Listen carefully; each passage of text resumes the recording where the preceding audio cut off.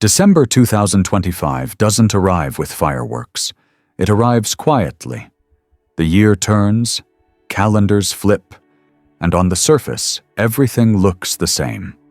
Cars still crowd the roads. Screens still glow late into the night. People still wake up, scroll through headlines, and tell themselves they're just tired. But beneath all of that, something feels different. Not loud, not obvious, just present. You feel it in the way the news never really resets anymore. One crisis fades, and another takes its place without pause. Fires here, floods there, markets swinging like they've lost their sense of gravity. Language has changed too. Words like unprecedented, historic, and once in a lifetime repeat so often they've lost their shock, yet somehow gained weight. And then there's the weather. Maps bleed with color, deep reds, violent purples, swirling anomalies that don't look like they belong to the same planet you grew up on. Storms don't behave the way they used to. Seasons don't quite remember their roles. Records are broken so frequently that no one stops to ask why the system itself seems strained. But the most unsettling signal isn't external. It's internal. That quiet moment late at night when the world finally goes silent, when the phone is face down, when the noise recedes just enough for your own thoughts to surface. In that space, a low hum appears. Not panic, not fear exactly, but a subtle pressure. A sense that something fundamental is shifting, and that pretending otherwise requires more energy than it used to. You don't announce this feeling out loud. Most people don't. It shows up in smaller ways. Checking the news one more time before bed. Watching videos you don't even fully believe, just in case there's something you're missing. Glancing at your surroundings and imagining, briefly, how fragile they might be, and then dismissing the thought. Because modern life trains us to do exactly that. We are taught that if something were truly wrong, someone official would say so. That if a major change were coming, there would be a clear announcement, a defined timeline, a step-by-step plan. We trust models, projections, dashboards, and simulations. We trust that complexity can always be reduced to charts and probabilities. Yet here we are, at the end of 2025, with more data than any civilization in history, and less certainty. This is the moment most people miss. Because it doesn't look like a disaster. It looks like normality stretched just slightly too thin. There have been moments like this before. Times when societies felt stable right up until the instant they weren't. Periods where warning signs were visible in hindsight, but invisible to those living inside them. The uncomfortable truth is that collapse rarely announces itself as collapse. It arrives disguised as continuity. And still something inside you notices. That's the part we're told not to trust. We're told intuition is unreliable, that gut feelings are emotional noise, that unease without evidence is paranoia. But what if that unease isn't random? What if it's not fear at all, but recognition? Because nearly a century ago, long before climate models, satellite imagery, or global news cycles, a man sat in a quiet room, closed his eyes, and described a moment that sounds disturbingly familiar. He did not speak of one war or one storm. He spoke of convergence, a time when multiple systems, economic, geological, social, and psychological, would begin to strain simultaneously. A time when the Earth itself would no longer absorb human excess quietly, but respond. A time when the old rules would feel less reliable, not because they were wrong, but because they were expiring. At the time, his words sounded abstract, symbolic, easy to reinterpret or postpone.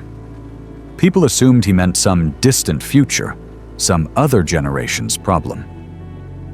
As decades passed, the dates were adjusted, the expectations softened, the urgency faded. Until now.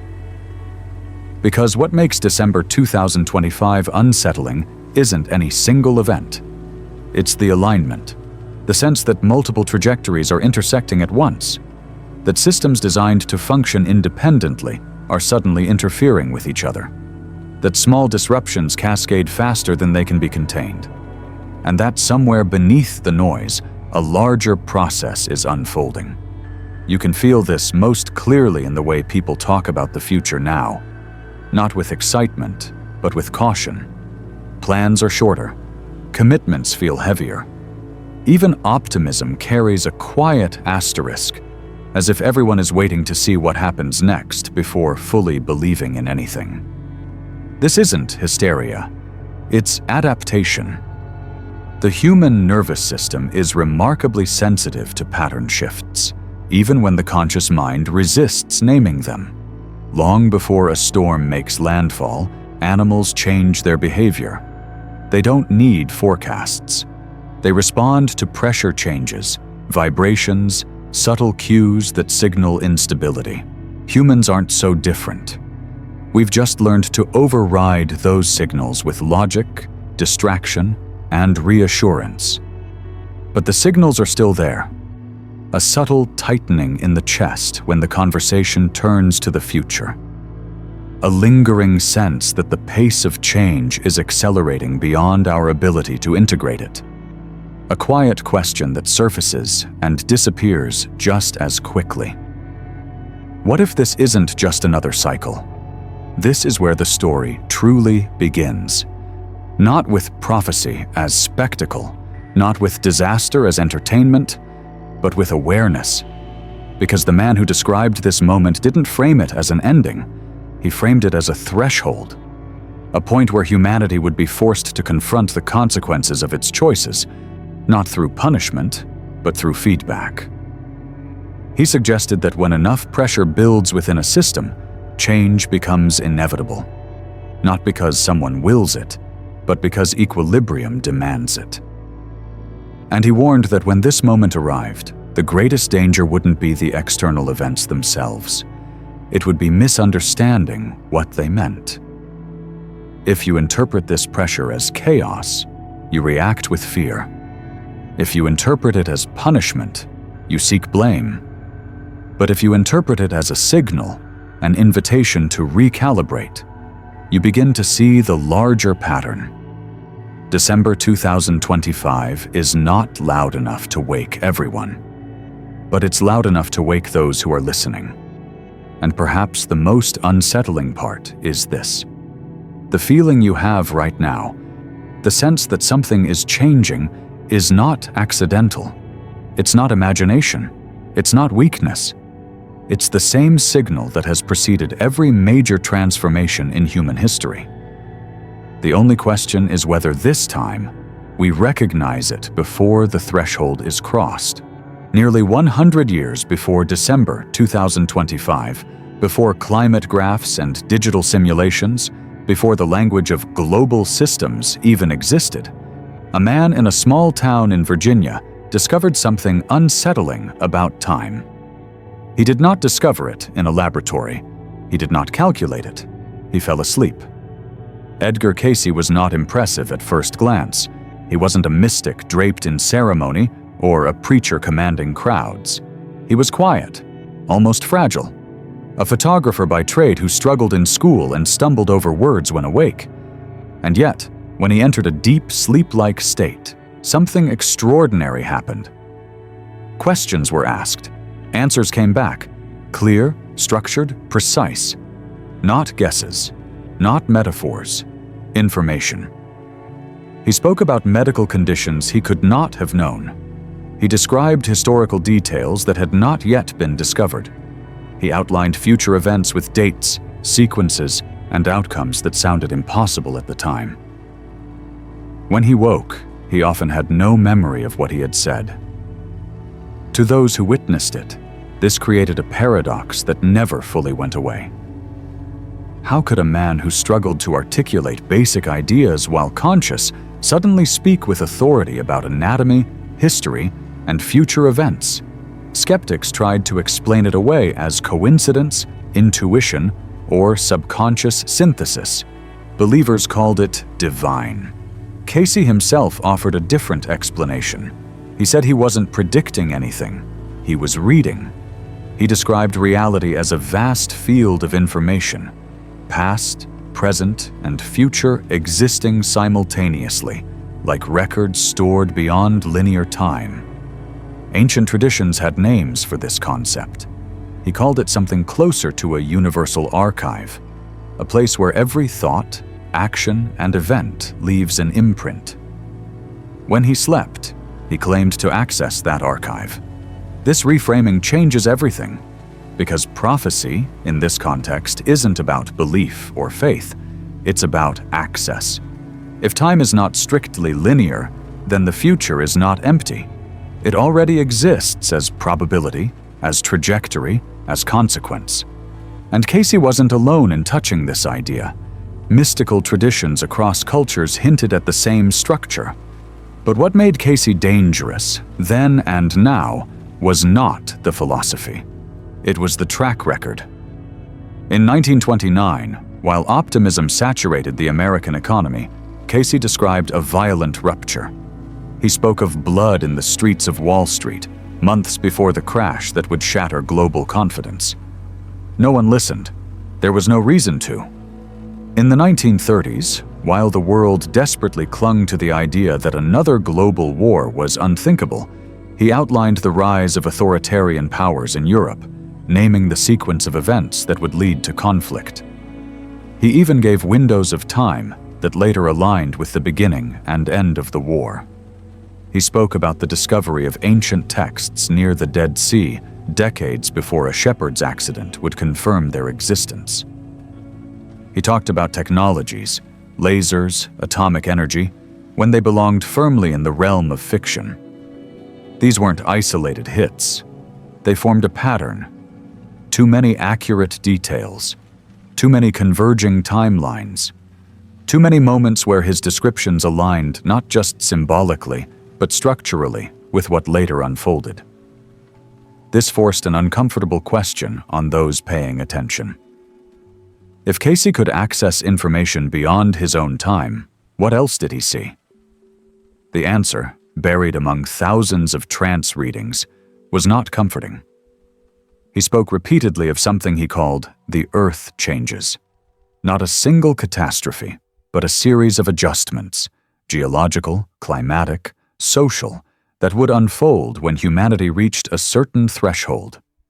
He didn't describe this as divine punishment.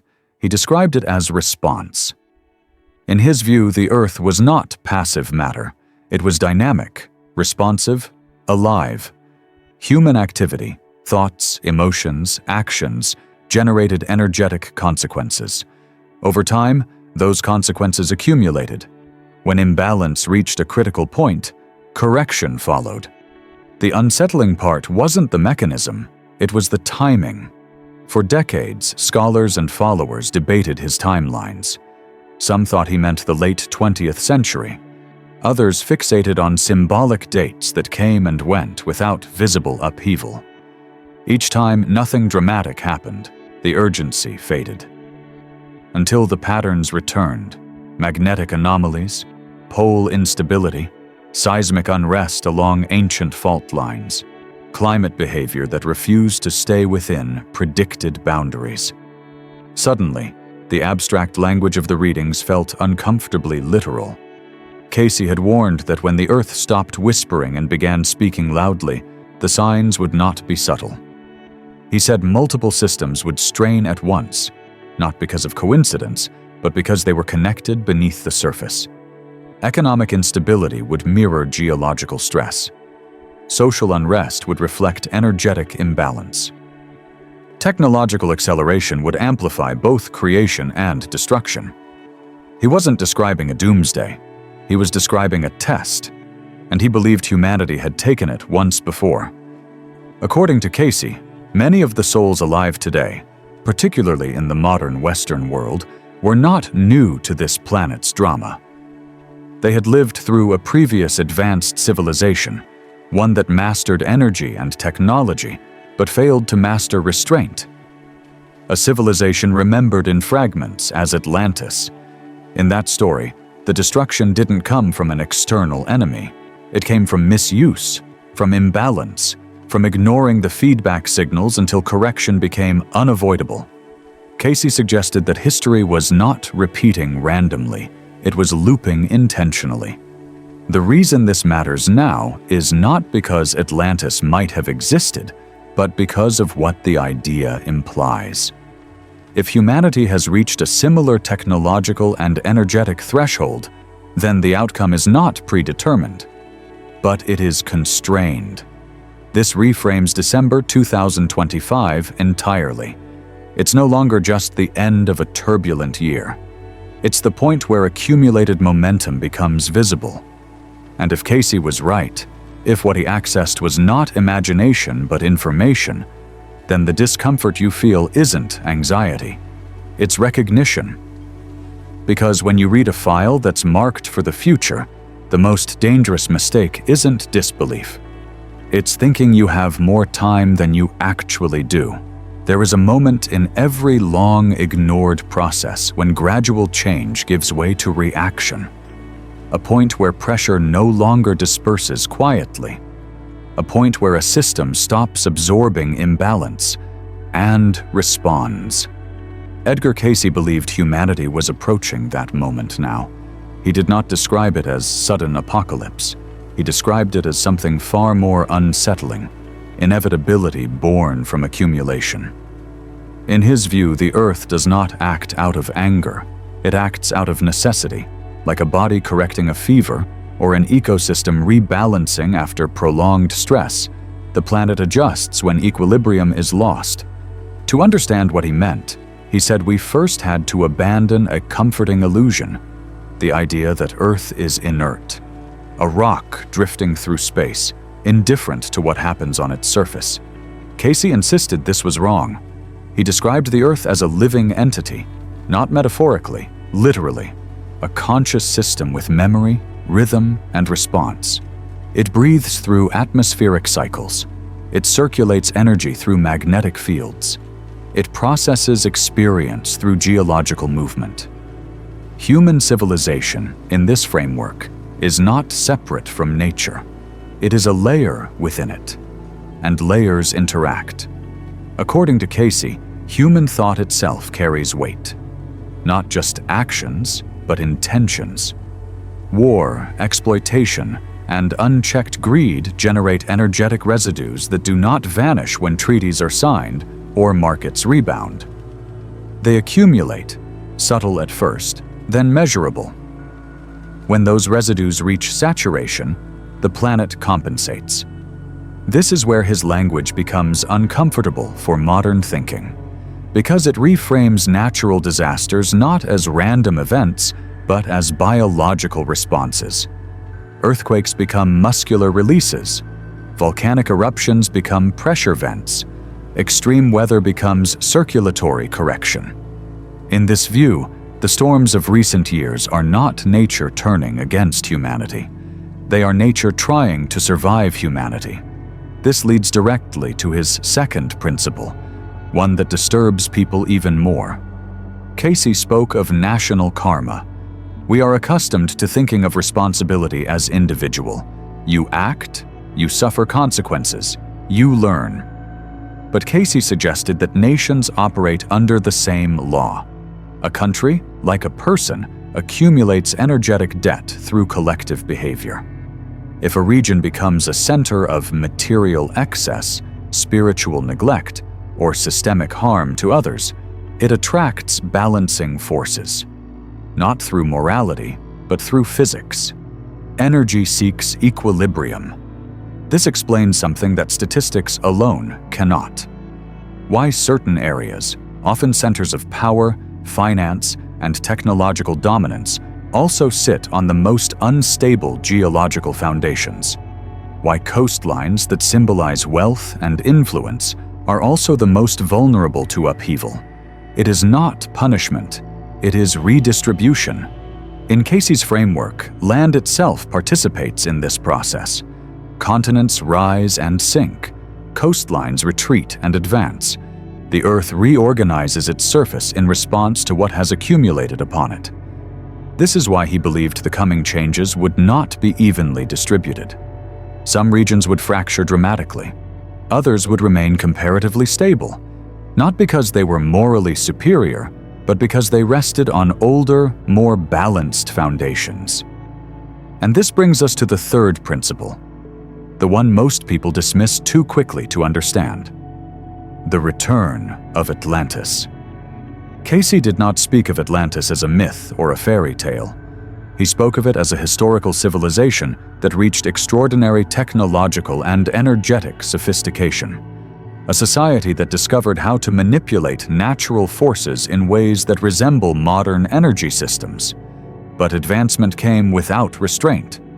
According to his readings, Atlantis collapsed not because of invasion, but because of imbalance. Technology outpaced wisdom. Power outpaced accountability. Natural laws were ignored until the system destabilized and corrected itself. The uncomfortable implication is not whether Atlantis existed, it's the pattern.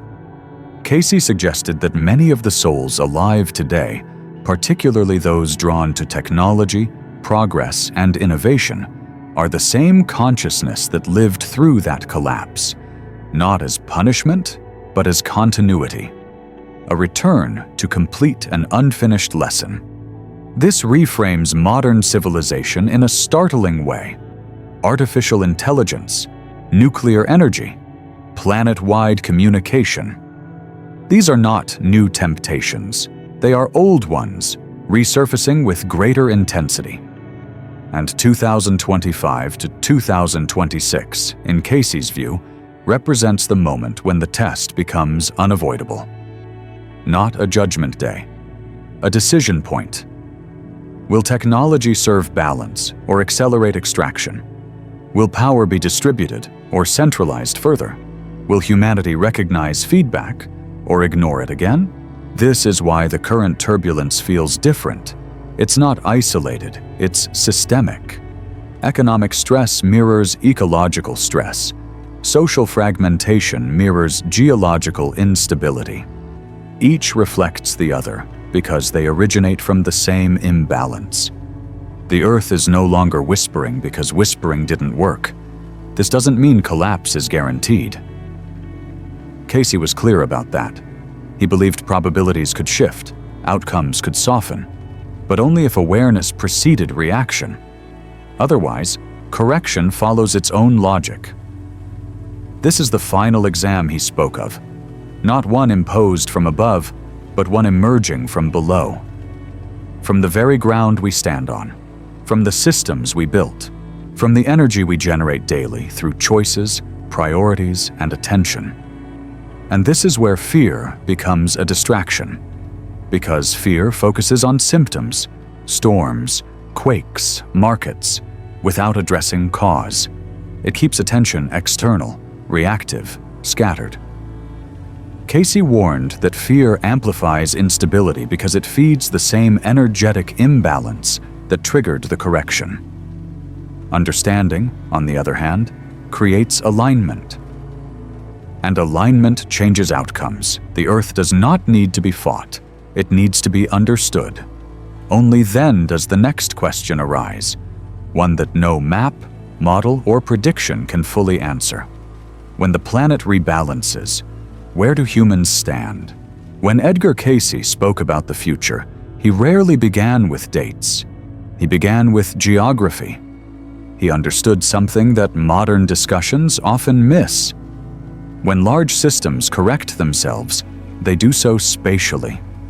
Pressure does not release evenly. It follows lines of weakness, history, and accumulated weight. In Cayce's readings, the Earth changes were not abstract global events. They were specific, localized, mapped. And that is where the discomfort truly begins. Because maps feel final. They force the imagination to confront scale. To picture familiar places not as permanent fixtures, but as temporary arrangements. When Cayce described coastlines breaking, lands sinking, and continents reshaping, He wasn't offering symbolism. He was describing probability pathways. What happens if imbalance continues unchecked? He spoke first of the western edge of North America. For decades, geologists have warned about fault lines stretching along the Pacific coast. Cayce did not dispute this science. He went further. He described not a single catastrophic quake, but a fragmentation, a breaking apart of land as if the continent itself were loosening its grip on the edge. California, in his view, was not merely a modern state. It sat atop remnants of ancient lands, saturated with old energies. Regions that once rose from the sea carried memory, residual forces that could be reactivated when stressed. He warned that when volcanic activity increased in other parts of the world, the western coast would respond. Not in isolation, but as part of a connected system. The Earth, he suggested, behaves less like a collection of separate plates and more like a single body reacting through multiple pressure points. Then he turned his attention east. If the West represented gradual rupture, the East represented sudden change. Cayce used language that feels almost casual until you pause on it. He spoke of transformations happening in the twinkling of an eye, a phrase that implies speed, discontinuity, events unfolding faster than human systems can respond. He referenced the eastern seaboard of the United States, areas dense with population, finance, and symbolic power, not as punishment, but as consequence. These regions had become energetic nexuses, points where global systems converged. When redistribution occurs, such points rarely remain untouched. He extended this pattern across the Atlantic. Northern Europe, he said, would experience dramatic shifts, land sinking in some regions, rising in others, coastlines redrawn. He spoke of ice melt not as a slow inconvenience, but as a destabilizing factor capable of altering the planet's balance. What makes these statements unsettling is not their drama, but their coherence. Modern science now acknowledges that mass redistribution, ice melting at the poles, water movement across oceans, can affect the Earth's rotation, its magnetic field, even its crustal stability.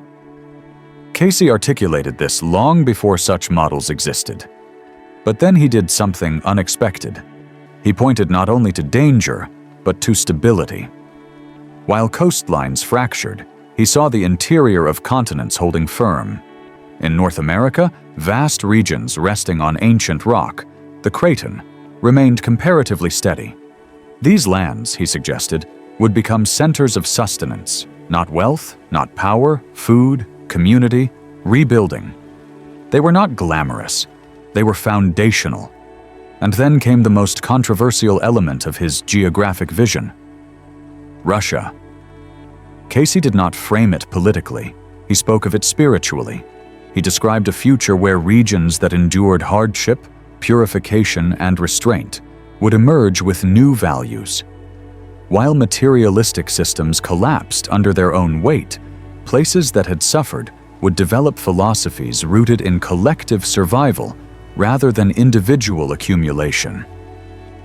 He called this the hope of the world, not because of ideology, because of transformation. This inverted the assumptions of his time and ours. It suggested that power does not always migrate toward the most advanced technology or the strongest economy. Sometimes it migrates toward resilience, humility, and memory. But here is where the map stops being useful. Because the deeper Cayce went, the more he emphasized that geography alone could not guarantee safety.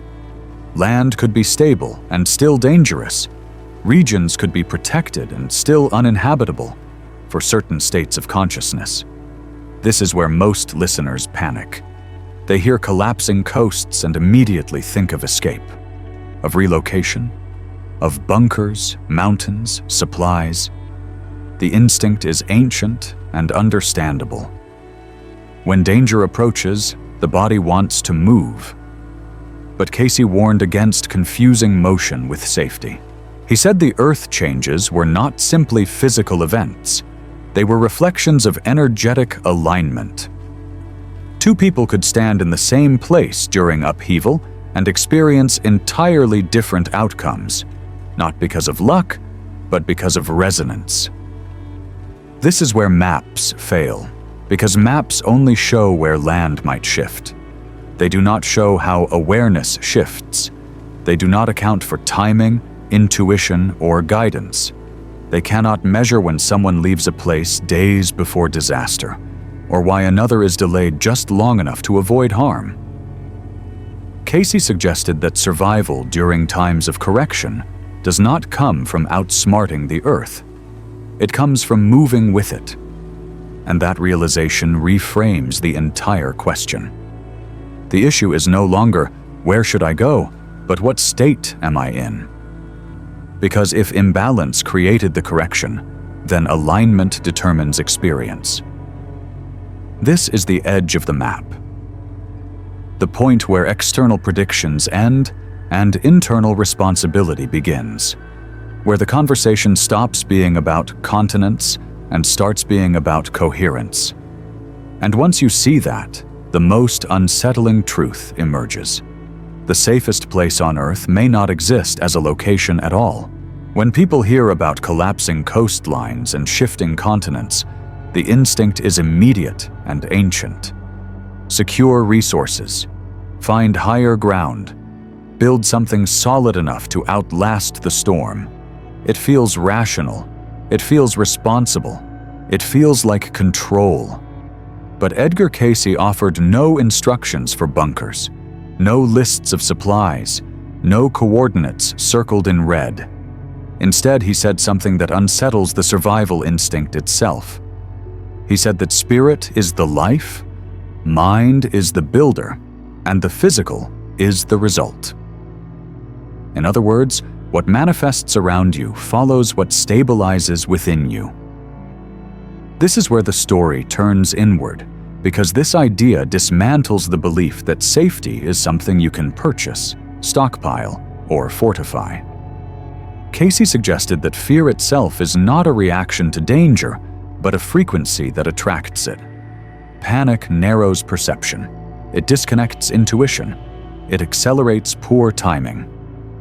Two people can prepare in identical ways, yet one finds themselves repeatedly in the wrong place at the wrong time. Not because they failed to plan, but because they were tuned to urgency rather than alignment. Cayce believed that during periods of planetary correction, guidance becomes more subtle and more personal. A sudden hesitation before a trip, an unexplained change of plans, an opportunity that appears inconvenient but proves protective. These are not coincidences. They are adjustments, micro-corrections responding to internal coherence. In this framework, the ultimate safe zone is not geographical. It is vibrational. When fear dominates, attention scatters. Decisions become reactive. The world appears hostile and unpredictable.